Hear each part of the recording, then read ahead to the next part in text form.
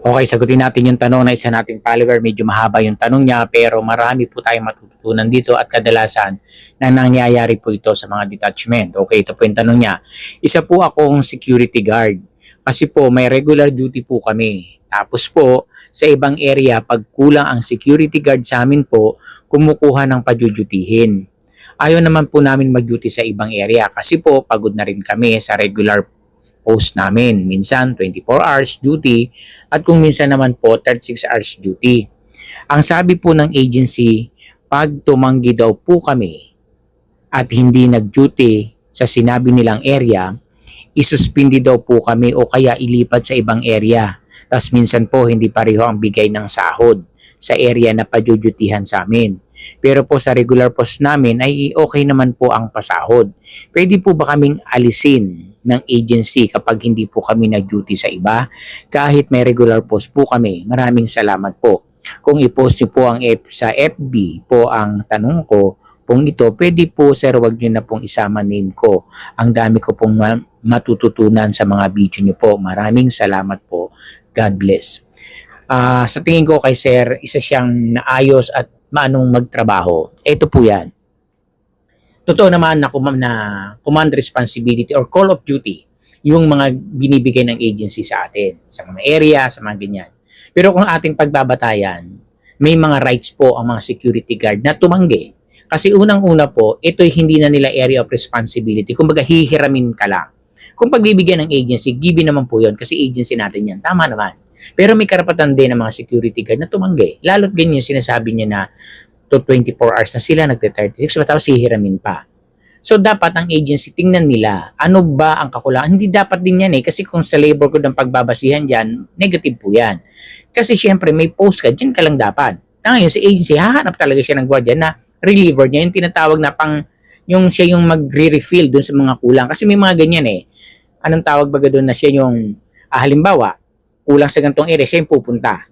Minsan may mga motor yan sila para kasi linilibre yan sa mga gas. Siyempre, tatakbo yan. Nyari, sa area na to, punta ka dun sa kabila pag kulang. So, siyang umiikot. Dapat ganun ang ginagawa ng agency. Ngayon, kung talagang yan ay emergency, kung maga once in a blue moon, given naman, bigyan natin ng agency. Pero kung tuwit-tuwinan na lang, diyan kukuha, idadaling kayo doon, tapos pag hindi daw sila nag-duty, itatanggalin daw. Mali po yun. Kapag tinanggal kayo sa inyong area of responsibility, dapat there is a due process. Violation po yan. Yan ang tinatawag na constructive dismissal. Naggagawa sila ng mga paraan na hindi ka sumusunod, tatanggalin ka nila. Kasi ang isip mo, hindi kasi ako sumunod, kaya tinanggal ko, okay lang. Mali po yun.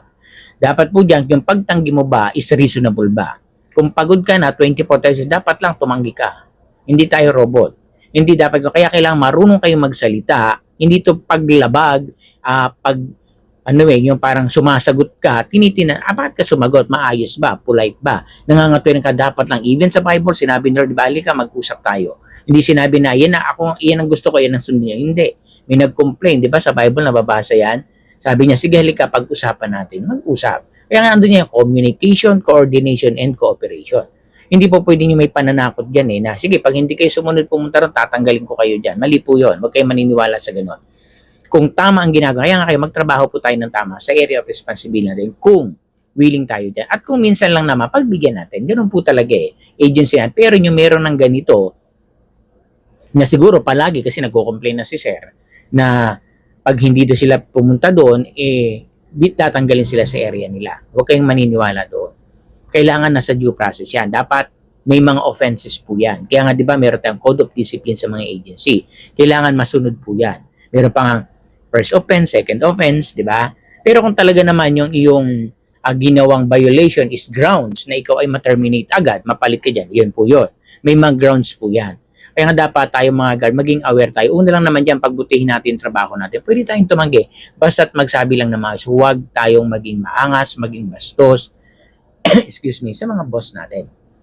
Kailangan panatilihin natin pa yung maximum tolerance. Siyempre, mga may ng agency yan, kausapin. At tayo ng mga nasa agency, tingnan naman natin yung mga tao natin. Pagod na rin yan. Imagine nag-24, nag-36 ka pa. Siyempre, kailangan naman, kung wala siyang junior, kahapon siya nag-24, 36, pagod pa rin yan. Kailangan pagpahingahin. So, dapat ang agency, tumitingin sila na ano yung kulang sa mga detachment. Kung kulang, mag-ano tayo ng tao na iikot. Kasi hindi po pwede na kapag nawala doon, patakbuhin, naka-duty ngayong gabi, dediretso na rin pa. Maraming ganyan. Kunyari, outgoing, hihiramin, doon ka muna, ganyan. Ipagod yan. Paano pag may nangyari doon? Masasagot nyo ba? Di ba? Okay, sige, sagutin ninyo. Paano yung tao pag nagkapalpak doon? Nawalan ng trabaho o nagbayad pa? Ang worst, siya yung napinsala. Ganun, di ba? Kaya hindi dapat. Violation po yan. Yung nga lang 8 oras, ang hirap na itawid, yung pa kayong 12, tapos nag-24, nag-36 pa. Di ba? Mapapawaw ka dyan. Di ba? So, wag pong ganon. Pag anuhin ninyo, pwede kayo mag-refuse. Basta more on recorded tayo. Kaya kasi iba dyan, takot yung parang gano'n maraming nakukundi na pag wala kang alam. Kaya sabi ko mag-aaral kayo, manaliksik kayo, kasi ang tao na walang alam, diyan sa pagmamaliit po nakukundi na, naaabuso, di ba, nadadaya. Ba't di gano'n? Ang dami namang way para, kaya ka nagtrabaho para maghanap buhay, mabuhay ka, hindi yung ganyan, ipapatay mo na yung sarili mo niyan, di ba? So gano'n po yung gagawin natin. Ngayon, yung sinasabi nila na, ito pang isa pa, yung pinanggalingan niya, iba yung sweldo, siyempre doon iba, siyempre ang kontrata iba-iba. Kung sumasahod ka dito, halimbawa mo na lang 500, pagpunta mo doon 300, papayag ka ba naman? Mamamasahe ka pa, pagkain mo pa yung effort mo pa. Dapat ang gawin ng agency, kung magkano yung sweldo mo dyan, isa pa rin tong tip, sige, sweldo mo dyan ganito 500, kahit doon mababa ibibigay sa'yo 500. Tapos may allowance ka pang transport, may food ka pa. Hiniram mo yan Di ba dapat bigyan? Sa iba nga sinusundo pa Kami, iba namin sinusundo, dinadala doon, pinapakain pa. Yan, dapat ganon. Kasi ganon talaga Kumbaga, tayo yung nangailangan, although kahit sabihin natin mga subordinates natin yan, due respect. May din yan na 500 yun, tadali mo doon, tapos straight pa. Diba? Para naman yatang medyo hindi naman makatama, unjustifiable naman yata. Kahit sabihin natin minsan lang yan, ang transport, sabihin minsan lang ako pupunta rito, hindi na ako magbabayad. Hindi naman pwede yun, di ba? So, gumagastos din yan. So, kinakailangan lang dyan, nasa maayos na pag-usap. At saka ano yung manpower, ayusin. Hindi po pwede yun. Kaya po yung nagtanong, wag po kayo maniniwala na aalisin kayo. Ibig sabihin na, subukan nilang alisin, illegal dismissal sila niyan.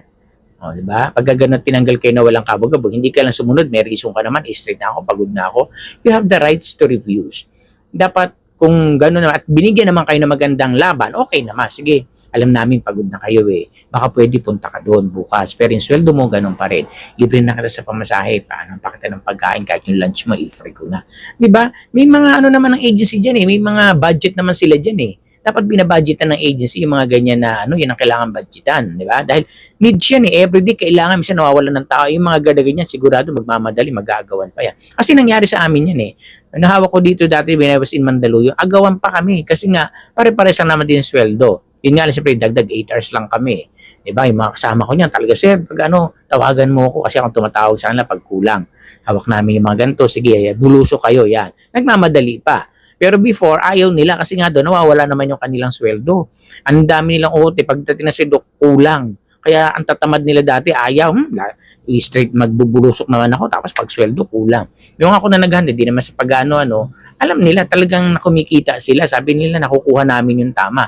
Kasi di sa gumagawa din ng perla, minsan, nadadaya, dinalagay sa ganito, di ba? Yung mga ganyan, huwag naman ganon. So, nung ako nasabi nila, sige, sir, message mo lang ako pagkakailangan, kasi kailangan kasi 8 hours ang gaan lang ng trabaho namin Yung ganon, kasi ang lilipatan namin, same din ang sweldo.